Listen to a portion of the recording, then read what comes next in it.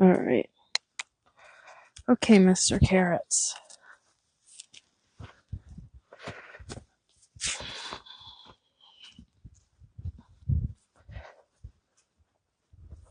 Okay.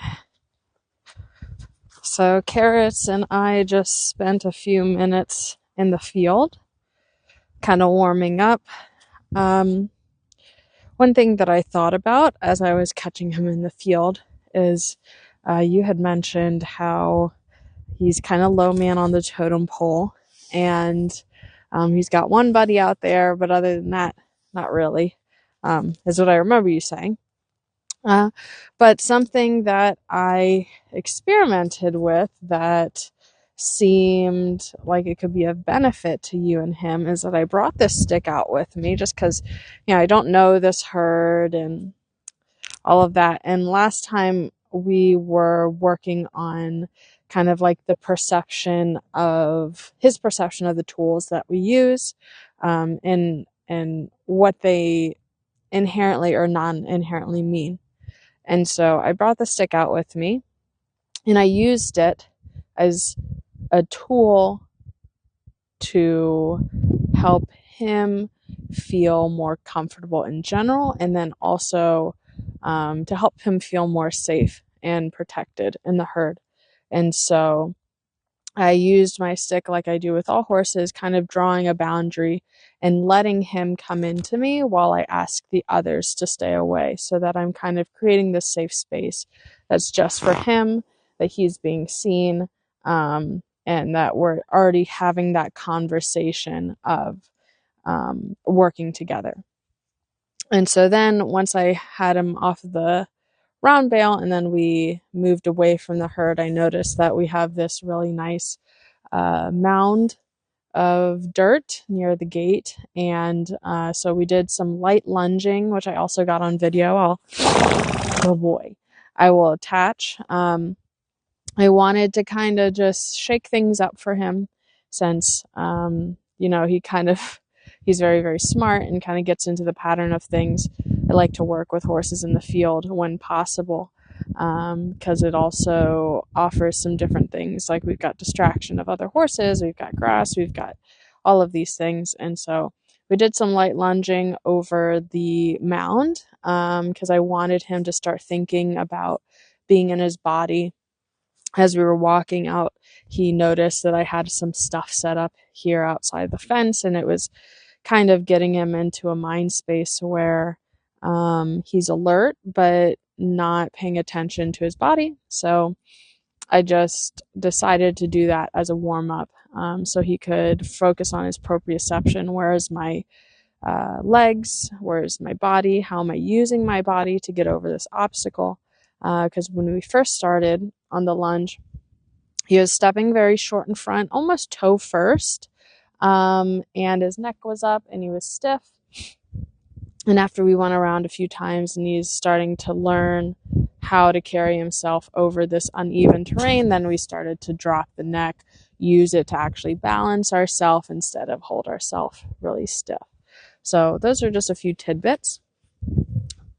We got the cat running around today. So today I'm going to start off again kind of where we left off last time, especially since I just used this whip for a few different things. I used it to ask his friends to move, and then I used it to ask him to move around the circle and over the obstacle.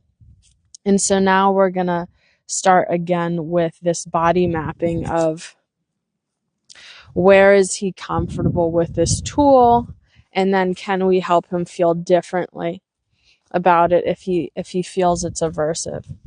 So I'm going to start as if we haven't done this exercise before. Last time we started with bigger reactions and then settled into lesser reactions towards the end of the session. Again, I'm going to make it very clear that my body language is what assigns meaning to this tool. It doesn't have an inherent meaning by itself. And so when I start to introduce this stimuli, I'm going to be making sure that my body language isn't saying anything to him in particular. And so Now, this is moving and he doesn't really know what to do with this information. And again, thinking about how I've got my stuff organized based on what kind of support he is going to need here. So I'm going to allow him to move around, but I'm going to reinforce that he can't move into me. And so I've got a short enough lead here that I can just put my hand, I can slide it up his neck like this to give him a half halt and block that shoulder from coming into me. So that's his bad habit. And so again, I'm using my peripheral vision, and every time that he is up and is needing assistance, I'm going to make sure that my body is reinforcing what I'm wanting out of him. So he's pooping. I'll count that as a release. So there's going to be times where I'm going to have to kind of stiff arm him or draw my boundary or be very clear, but it's important that I can come back to a neutral place, because if he is starting to become elevated, and I have to become elevated for a moment to draw a boundary or to, keep myself safe, I have to make sure that I'm coming back down so that I'm giving him an opportunity to also feel calm. Because if we start to feel elevated, and then I'm like, yeah, I'm right there with you, bud, I'm also elevated, then it's going to be a lot more difficult for us to find our way back. So I'm really allowing him to do whatever he needs to do to process the stimuli. My only boundaries are, don't step into me. When I feel him bulging with that shoulder, I'm going to say something about it. And yeah, ultimately it's just let me have my personal space and you can have your personal space to figure out what it is you're figuring it out. And I'm going to try to be as soft as I can. So if I can, instead of physically having to draw this boundary, I can visually first. So I'm bringing my hand up near his eye, and that's pretty effective in getting him not to move into me. And so there he was thinking, maybe I should move into the pressure. And then he thought about moving away. I shouldn't say pressure from the stimuli, because I'm not putting pressure on him. And so I'm just looking for that thought of maybe we can just sit with it. And so even there, I'm going to release here just to kind of set him up for success, to put that idea in his head that maybe through stillness we can find the answer, right? Because first he's like, where do I need to move for this to go away? And I need to explain to him it's not about moving. It's not about physically searching, but the answer is inside this nog right here. We just need to relax and engage in a curious manner. That's the thing that I want to really enforce in these young guys, setting them up for success, is curiosity is the one thing that I always want them to have. And I'm going to change where my chest is pointing so he doesn't think I'm asking him to back up. Good. And he's being still. And I might put a little feel in the rope here to see if he can relax that neck. Good. So I'm almost having a conversation with him when he's still enough to say, is this what she wants, or is this what I should do? And then I can give him like a little hint. I can put a little downwards feel in my rope. Say, relax your body. That's what's going to control this stimuli. Good. And then we had a little lick and a little chew. And again, I'm going to bring the stimuli back. He's going to have a reaction to it. And then when he starts to think about letting the energy out of his body instead of hoarding it, this tenseness is him kind of hoarding the energy. I want him to think about letting it out.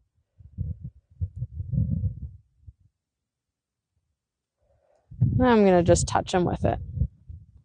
Good. You can see how he tensed up there. And then he thinks about leaning into it. I'm just going to stay with him until I get a little change of quality. And it's hard because you can't really see his face while here.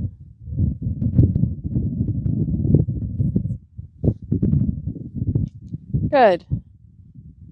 Good. Good. There. That's what I like. And it's going to be very, very minuscule in the beginning as he's learning and searching. And then again, while we're doing all of these things, I might throw in a few asks in between. I might ask for a backup. And if I find that he's struggling in his posture, I might try to have him say, hey, what does it feel like to stand square? Good. Again, bringing it out here. Good. That's the reaction I'm looking for. So that is what we're trying to find, is that I am going to bring some stimuli to the equation. And he says, you know what? I'm going to relax into it. Yeah, and then we had some leaves crunching behind us. And then here's my opportunity again to bring the stimuli there. Good. So what was previously agitating him is now reminding him to relax, to calm down, to let the energy go out of his body, flow through it rather than hoarding it and keeping it inside. There. Good. Look at that. What a good boy. And so now I'm going to bring it closer. Good. And you can stay in this relaxed state. Good. And now we're even looking out, thinking about other things. He says it's not too big a deal. Took a little breath there. I'm going to go right here. Again, making sure that my body is not telling him anything. And he's again kind of standing into me a little bit, but then also relaxing. So I'm not going to make a huge deal out of it. I'm going to let him relax a second. When he's got some attention, I'm going to ask him to back up.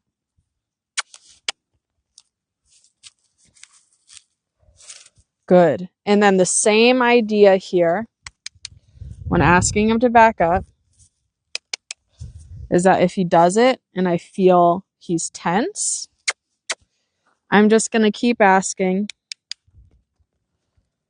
until he can relax into the movement. Good boy. And so now I'm going to ask him to go out on a circle. Good. Because the whole point of this, again, is that this tool can mean different things. It can ask you to move. It can remind you to relax.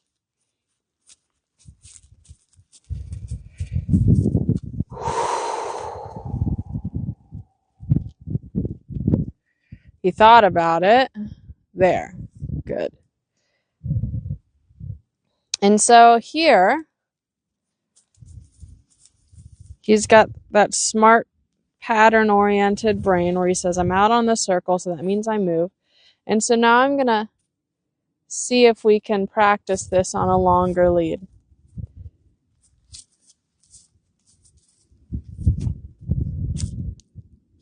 There. It's very small. Just a little release of the neck. And notice how he came in to have that process. And so I'm not necessarily saying that that means one thing or the other. It's just important information to kind of take note of.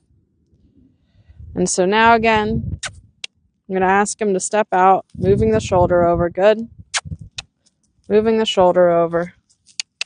The right front was stuck. There. And out you go. Out you go. And we got these grumpy face, right? And so I'm just going to stay with him until the mind changes. It's the same idea.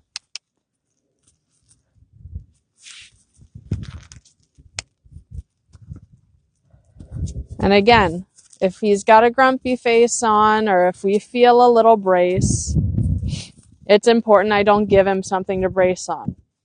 when he decided to come in and kind of change directions there, I could have made a big old hullabaloo about it. But I decided not to. I decided to stay calm while I correct him. So he's feeling understood instead of like came after. Good.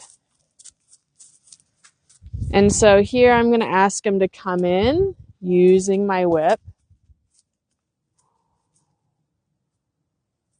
Good. And so again, I'm going to tell him to stay there.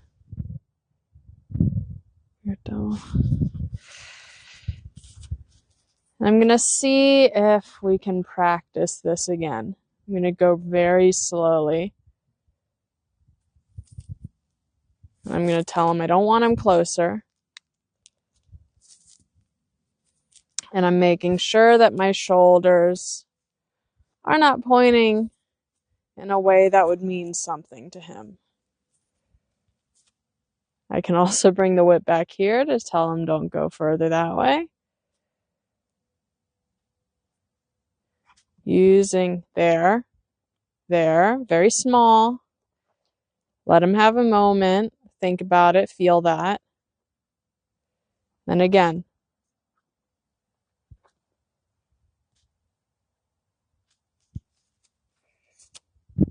I'm moving the whip. Can say and do multiple things. Saying don't come in.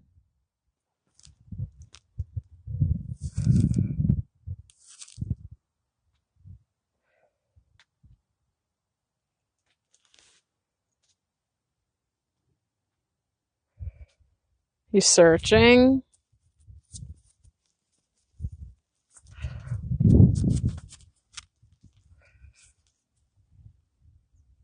We're getting close.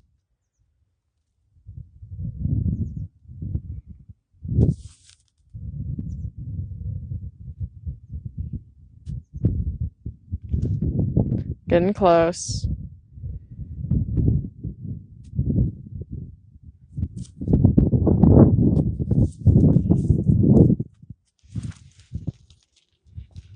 Just drawing my boundary again. You can do whatever you want, just don't come into my bubble.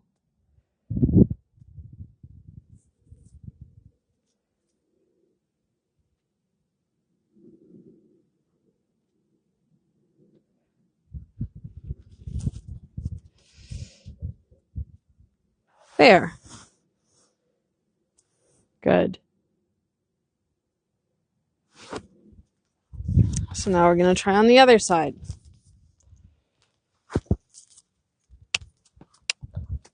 Every time I feel kind of him, there, good boy, crowding my space, I'm going to take a moment and I'm going to reinforce how things should be.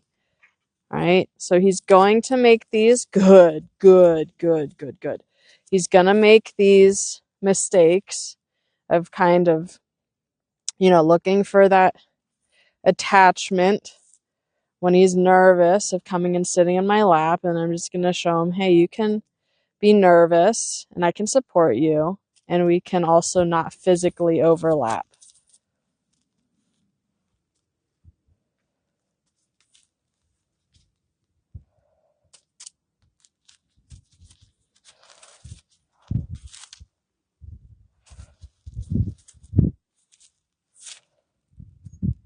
There.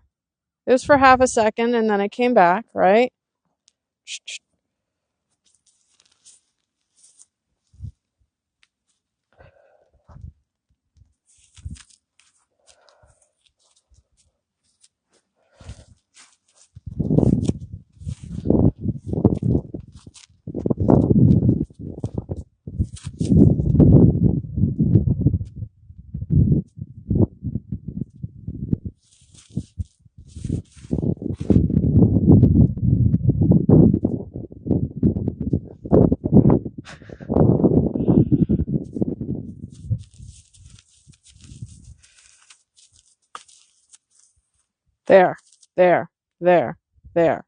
There. Good. And so it's gonna be messy. It's gonna take time. You're gonna think to yourself, oh, did I miss it? This is taking so long. When is it gonna come? And so it's just about staying patient and curious until something comes along and trusting those feelings that come up. And not necessarily just acting on those feelings, but being curious as to where they're coming from and what they mean. Good. Really nice.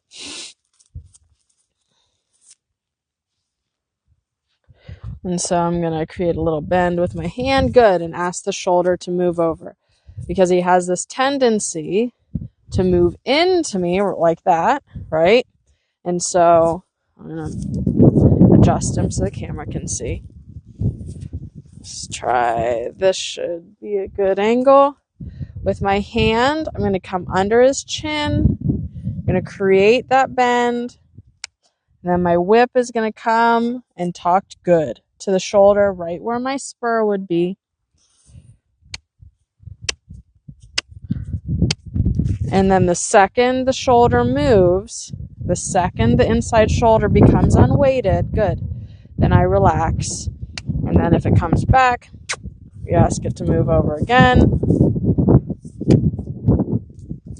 Good. And then I'll let him bite for a second. Sometimes this repetitive mental work too can be a little overwhelming if hammered a lot, because it seems like very simple and small, but it actually can be a lot more overwhelming than it seems on the outside. So sometimes you want to do quick bursts and then kind of give him a second to regulate. In this moment, it's just looking like eating some grass. Also thinking about, in this cold weather, how they keep warm is that they continually eat. So, helping him stay regulated physically and mentally as we do this is very important. And then when I'm ready for him to be done and to come back, I'm going to think about my order of operations. I'm going to put feel in the rope. I might have a little vocal cue. I can decide which one I want to do first.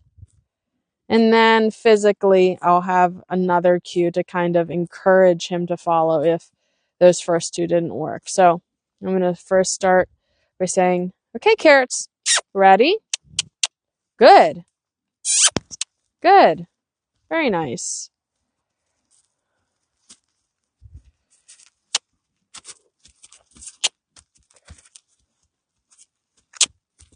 And so I'm going to take this time to have this conversation with him about eating time is over.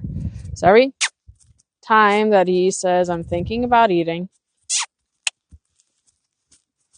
I'm going to talk to him and say, nope, we're moving now.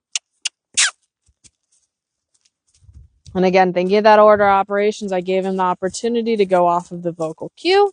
When that didn't happen, then I just came through with my physical reinforcers. Again, not asking him to trot, but if he wants to trot, that's okay. Good.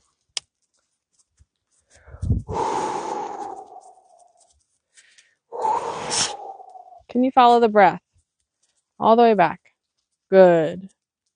Really nice, bud. Okay. I'm going to take my time to organize my aids here.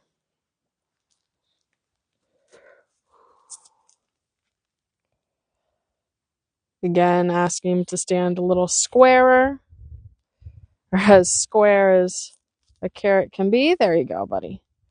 Good.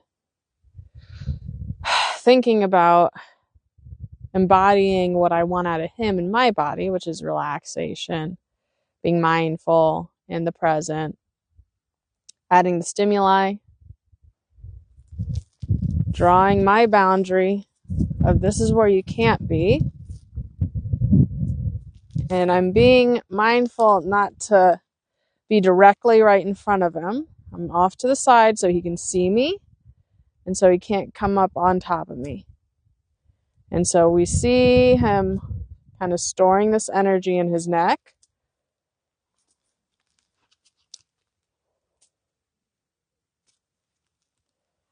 So I have my visual barrier here because I feel like I need it with him right now.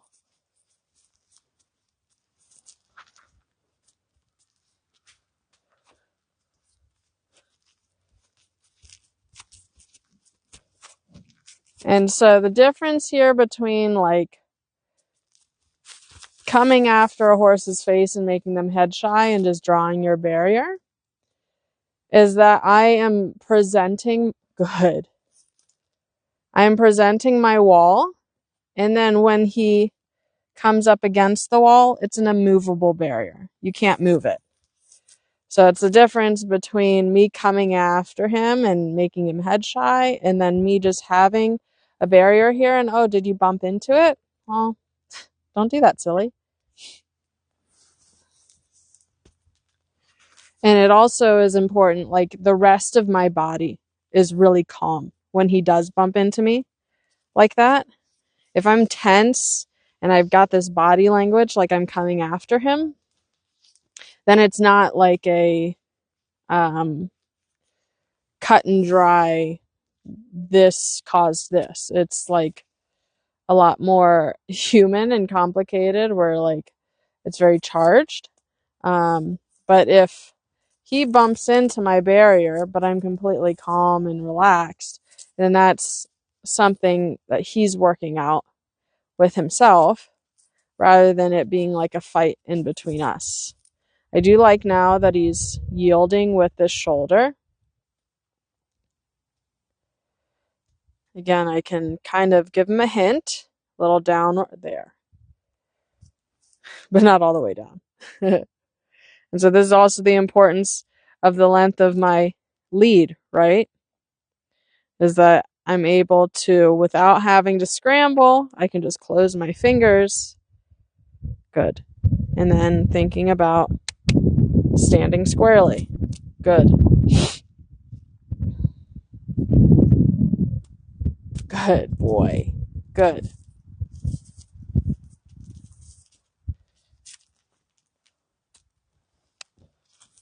Good.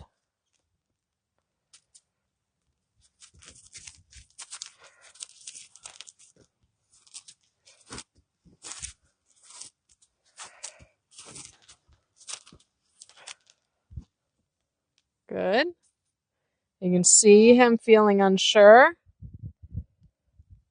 And I can give him a hint. There. That's it. My hint was I gave him some feel downwards on the lead.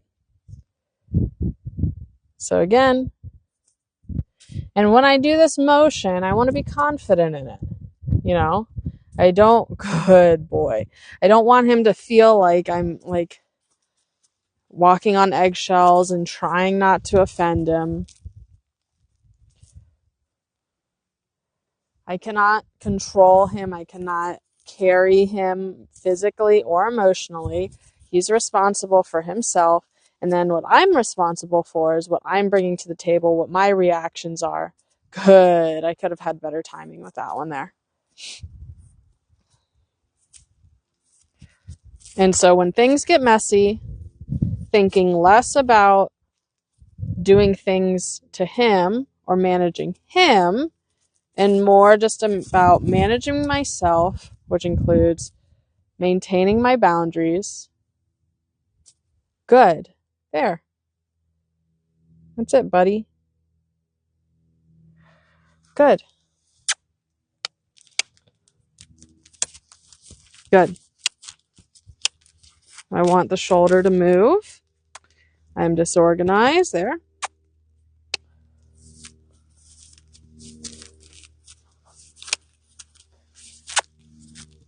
There. Good. We're going to... Frozen poop is easy to trip on. We're going to work on this shoulder thing here. Good. I really want to feel it like fully release. There. That's it.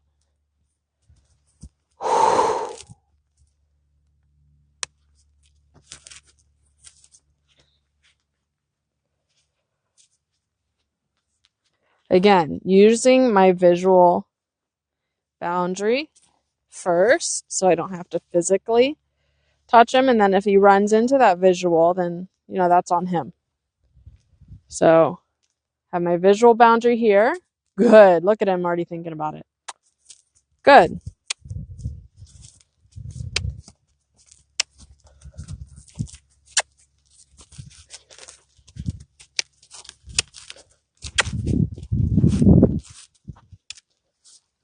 When he gets like this, you got to stay with him. I'm not going to escalate. There. There. And then come back down. Good.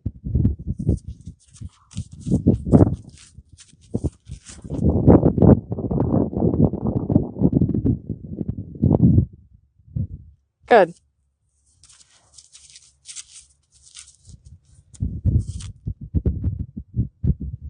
Good.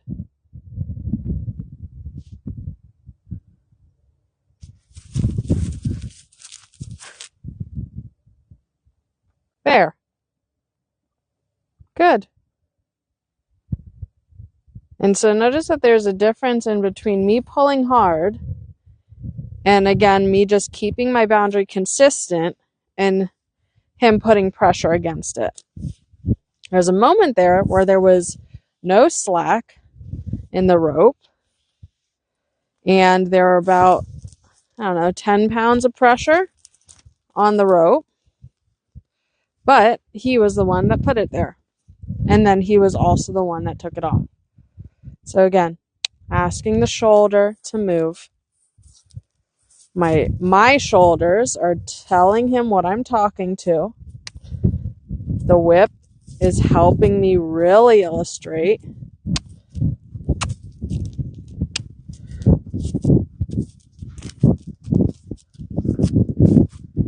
And so I'm making sure there.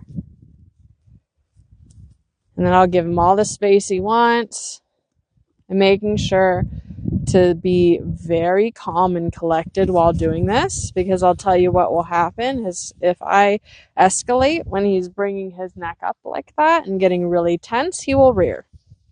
And we don't want that. We don't want him to start trying that out. And so it's important when you start to feel that little something in your tummy that says, ooh, I don't like how this feels, that we don't react to things just because we're uncomfortable with the feeling we're having right now, and so we want to get out of it and get defensive or whatever it might be. Whenever you're feeling unsure, it's important to take a breath and say, can I manage just keeping out where I am now? Good. Good. Good. Good. Good.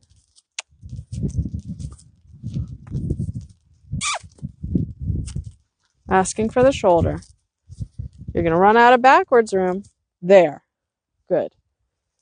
Bring it forward here. Make sure the camera still sees us. Yes. Good. Ask him to back up.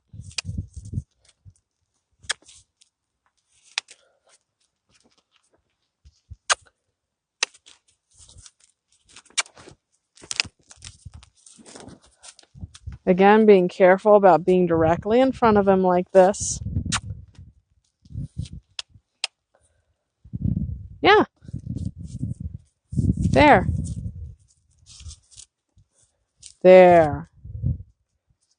And so I'm going to keep the ask until it feels less like the handbrake's on, right? And what that looks like is that the neck isn't in defense. Good. Much better there. Asking again. Much better there. And so he's kind of in,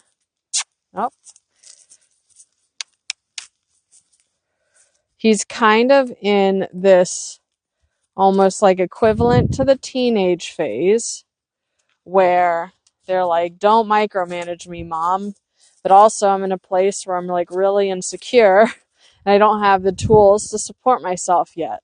And so it's about finding that balance in between helping him find confidence, because he can figure out the answers, so he doesn't feel like you're on top of him all the time telling him all these things. I look at you trying to get sneaky.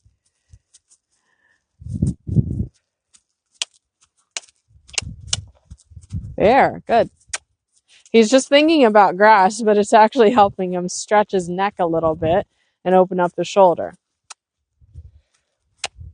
Good.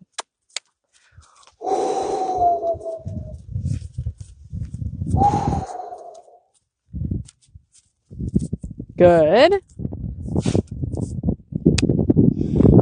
Very nice. You almost did it without me asking. There.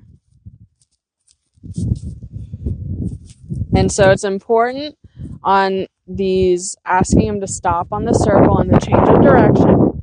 I have to start soft and quiet, because if I don't, then he will fight it, and then we'll teach him how to run through the whip. And so again here, starting with my breath, going to the rein, starting all the way back here, so he's got plenty of time there to see it and stop.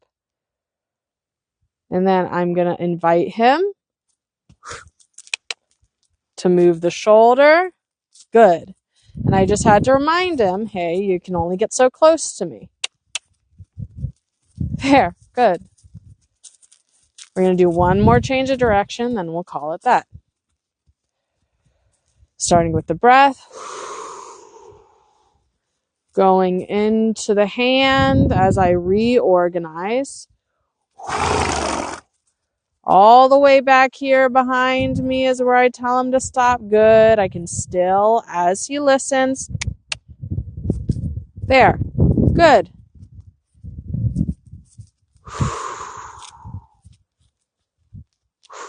Good. Very nice, buddy. Okay, let's walk together.